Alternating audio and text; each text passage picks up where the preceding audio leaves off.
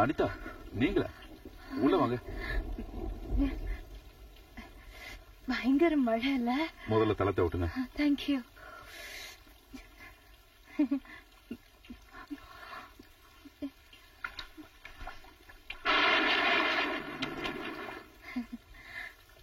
ஆபீஸுக்கு போய் 2 நாள் ஆச்சு. ஒரே மழை, ரோடெல்லாம் முட்டி அளவு தண்ணி. கல்கத்தாவுக்கே சாபம்னு நினைக்கிறேன். 2 நாள் மழை பெஞ்சா போதும். ஆமா, நீ எங்க இந்த மழையில? அவரு ஸ்டேட்ஸுக்கு கிளம்பிட்டாரு. வழி அனுப்புறதுக்காக நான் போயிருந்தேன். ட்ரெயின்ல வரும்போது 2-3 இடத்துல தண்ணி பார்த்தேன். ஆனா இந்த அளவுக்கு பயங்கரமா இருக்குன்னு நினைக்கல. ஸ்டேஷன்ல இருந்து ஒரு டாக்ஸி கூட கிடைக்கல. அப்புறம் நடந்தே வந்துட்டேன். அப்ப நினைச்சே வந்தியா? நான் வரும்போது மழை இல்ல. அதுக்கப்புறம் ஒரு ரிக்ஷா கிடைச்சது. பாதி தூரத்துக்கு அப்புறம் பார்த்தா முட்டி வரைக்கும் தண்ணி இருந்தது. நல்ல வேலை. நீ ரொம்ப ரொம்ப தைரியசாலி பொண்ணுதான். ரோடு எங்க இருக்கு, பள்ளம் எங்க இருக்கு, டிரைனேஜ் எதுன்னு எதுவுமே தெரியாது. ஃபிளட்னு தெரிஞ்சதும் ஹவுராலே எங்கேயாவது தங்கி இருக்கலாம்ல, இல்ல ஸ்டேஷன்லயே வெயிட்டிங் ரூம்ல தங்கி இருக்கலாம்ல. அங்க எல்லாம் ஒரே கூட்டமா இருந்தது. நான் எப்படியாவது சாந்தி நிகேதனுக்கு போயிடணும். நீங்க எனக்கு கொஞ்சம் ஹெல்ப் பண்றீங்களா? இந்த மழையில எப்படி போறது? இப்ப நான் எங்க போறது? மழை விட்டாதான் போக முடியும். அப்பதான் ரோட்ல இருக்கிற தண்ணி இறங்கும். அது வரைக்கும் நீ இங்கேயே தங்கிக்க. நீ உள்ள போய் ட்ரெஸ் மாத்திக்க. பெட்ரூம் அங்க இருக்கு. தேங்க்யூ.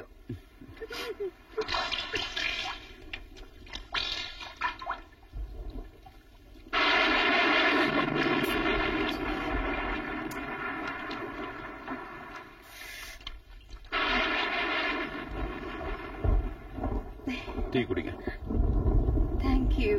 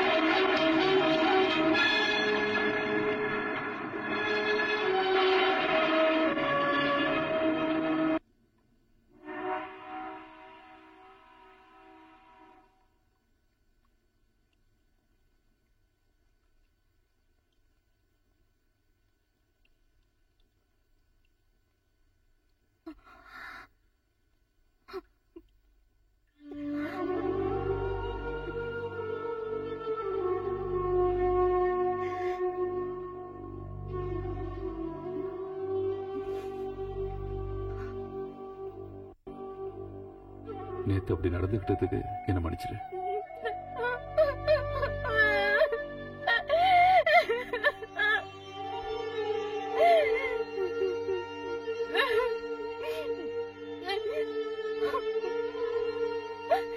நான் ரொம்ப மோசமானவன், கேவலமானவன்.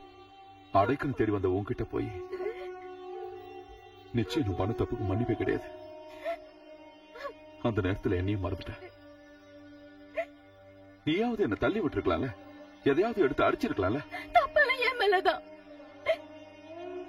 அந்த நேரத்துல நான் என்ன பண்றேன்னு புரியல. நான் துரோகம் பண்ணிட்டேன், துரோகம் பண்ணிட்டேன். நான் உயிரோட இருக்க கூடாது, நான் செத்து போயிடணும். இங்க பாரு அனிதா, அந்த நேரத்துல ஏதோ உணர்ச்சி வசப்பட்டு தப்பு பண்ணிட்டோம். தப்பு நடந்துருச்சு. நாம இத ஒரு எழுத்துப்படியா நினைச்சு மறந்துடலாமே. மறக்கிறதா? எப்படி? என் ஹரியை ஏமாத்தி நான் எப்படி வாழ முடியும்? இல்ல, சரி, நான் என்ன பண்ணணுங்கிறதையாவது சொல்லு அனிதா. நான் உன்னை கல்யாணம் பண்ணிக்கிட்டுமா?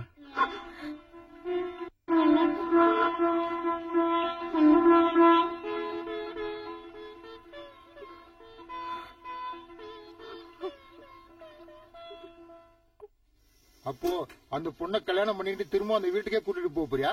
பின்ன வேற எங்க போறது? கொஞ்சம் வசதியா பெரிய வீடா பார்க்க வேண்டியதுதானே? குடும்பமும் வாழ வேண்டாமா? அப்போ நீங்களே எங்கேயாவது வீடு இருக்கான்னு பார்த்து சொல்லுங்க. சரி, பாக்குறேன். அந்த பொண்ணோட வீட்டுல சொல்லிட்டல? சொல்லிட்டேன். அம்மாவுக்கும் அண்ணனுக்கும் கூட சொல்லிட்டேன். அனிதா, ஒரு வார்த்தையாவது என்கிட்ட பேசலாம்ல? ஒரு வாரம் ஆயும் ஒரே வீட்டுல இருந்துகிட்டு யாரோ மாதிரி இருக்கும். இதுக்கு ஒரு முடிவே இல்லையா? அப்புறம் எதுக்காக கல்யாணத்துக்கு மட்டும் ஒத்துக்கிட்ட? என்ன இப்படி தண்டிக்கவா, இல்ல உன்னை தண்டிச்சுக்குவா? வாயை திறந்து ஏதாவது பேசு. ஓ, ஏதோ லெட்டர் வந்திருக்கு போல இருக்கு. To mister Chandradas, brutal but congratulations, doctor Harikumar. ஆமா, ப்ரூட்டல் தான், கொடுமை தான் நடந்தது. ஆனா முடிஞ்சிருச்சுல்ல. இதுக்கு நாம 2 பேரும் மட்டும் காரணம் இல்ல, விதி. இது எல்லாத்துக்கும் விதிதான் காரணம். நமக்குள்ள இப்படி நடக்கும்னு நினைக்கலையே. ஆனா இப்போ நம்ம 2 பேரும் இதை ஏத்துக்கிட்டு தான் ஆகணும். உன் ஹரி அளவுக்கு நான் பெரிய ஆளு இல்ல, டாக்டரோ இல்ல இன்ஜினியரோ இல்ல, ஒரு சாதாரண மனுஷன், நடுத்தர வர்க்கத்தை சேர்ந்த சராசரி மனுஷன். என்ன வெறுக்கலாம், என்ன திட்டலாம், ஆனா அவமானப்படுத்தினா என்னால தாங்கிக்க முடியாது. அனிதா, போராட்டத்துல என் வாழ்க்கையை தொலைச்சவனா, குடும்பம், மனைவி, குழந்தைங்க, இதையெல்லாம் நான் என்னைக்குமே எதிர்பார்த்ததில்ல. ஆனா இனிமே என்னோட வாழ்க்கையில ஒவ்வொரு நாளும் உனக்காக தான் வரப்போறேன். முழுசா நீ என்னை ஏத்துக்க மாட்டேன்னு எனக்கு தெரியும். நான் உன் மேல வச்சிருக்கிற பாசத்துல 101 பகுதியை நீ என் மேல வச்ச போற. உன்கிட்ட நான் எதிர்பார்க்கறதா தான். Anitha,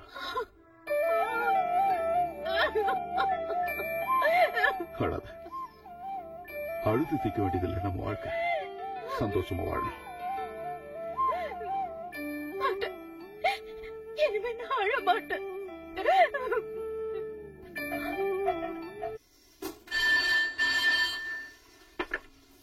hello, India times.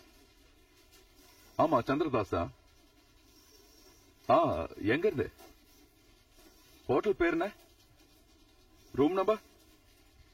உடனே வரேன்.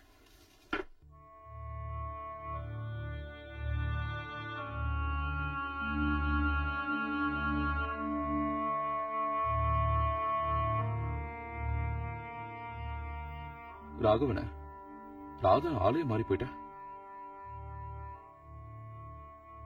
ஜோசப் இறந்த விஷயம் உனக்கு தெரியாதா? தெரியும். போலீஸ் கூட நடந்த சண்டையில தானே? சண்டையிலையா? பத்திரிகைக்காரங்க அப்படித்தானே சொல்லுவீங்க. பாவம் அவன். அவன் நம்மளை விட நல்லவன். நாமெல்லாம் ஜெயில இருந்தப்ப அவன் ஒருத்தனா இருந்து போராடினான். 4-5 வருஷம் தலைமறைவா இருந்தான். எப்படியும் அவனை பிடிச்சிடுவாங்கன்னு தெரிஞ்ச உடனே அவனே போய் போலீஸ்ல சரண்டர் ஆயிட்டான்.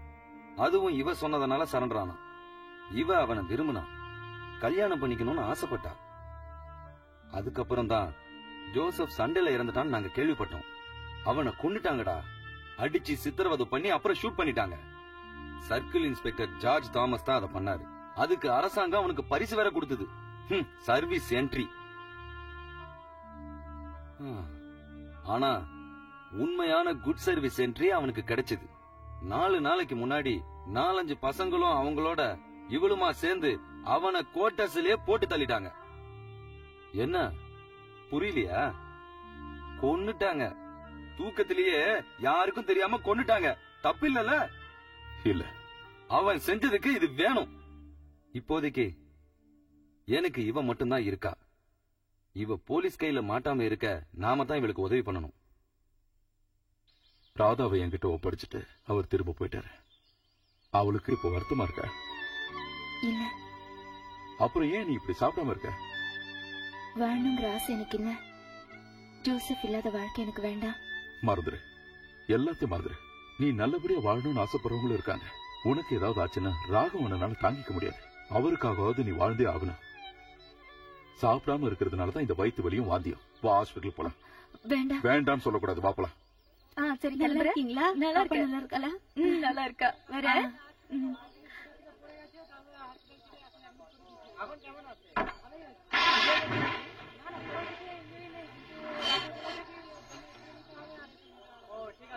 சரி அழாத கண்ணா, என் சொல்லல. அங்க பாரு, அங்க பாரு.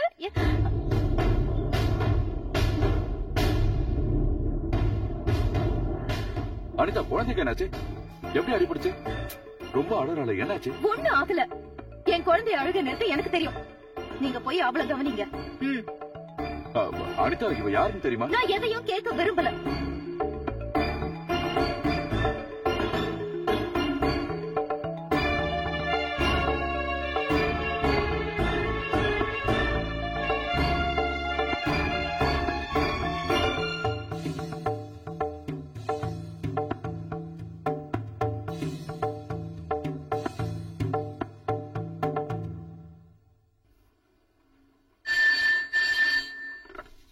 Hello, India Times.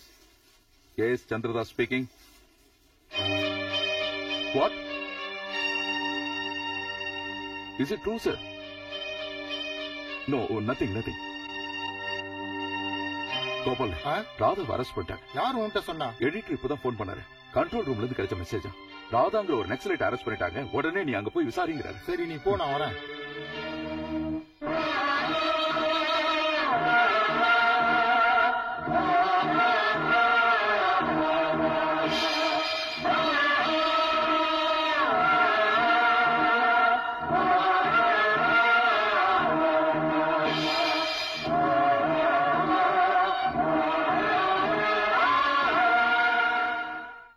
அதுக்கு நீங்க இவ்வளவு டென்ஷன் ஆகி ஒரு பிரயோஜனம் இல்ல. கொலை பண்ணிட்டு எத்தனை நாள் தான் தலைமறைவா இருக்க முடியும்? எனக்கு என் குழந்தை, என் புருஷன், என் வாழ்க்கை மட்டும்தான் முக்கியம். வேற யார் பத்தியும் எனக்கு கவலை இல்ல. குடும்பத்தையே ஒதுக்கிட்டு வாழ்றதுக்காக வந்தவனா. கேட்ட கேள்விக்கு பதில் சொல்லாம அனாவசியமா பேசாத. நான் சொன்னது பதிலா தெரியலையா? வேற எதுவும் என்கிட்ட கேட்காதீங்க. எனக்கு தெரிஞ்சாகணும். இந்த விஷயம் எனக்கும் உனக்கும் கோபால் அண்ணனுக்கு மட்டும் தான் தெரியும். ஊர் பேர் தெரியாத ஒரு லேடி தான் இன்ஃபர்மேஷன் கொடுத்தாங்கன்னு கண்ட்ரோல் ரூம்ல சொல்றாங்க. எனக்கு சந்தேகமா இருக்கு. இல்ல, கன்ஃபார்மா சொல்றேன். இன்ஃபர்மேஷன் கொடுத்த லேடி நீதான். கொடுத்திருந்தா அது மட்டும் உண்மையா இருந்தா நம்ம உறவு முறிஞ்சிடும். சொல்லுடி. நான் தான் கொடுத்தேன்.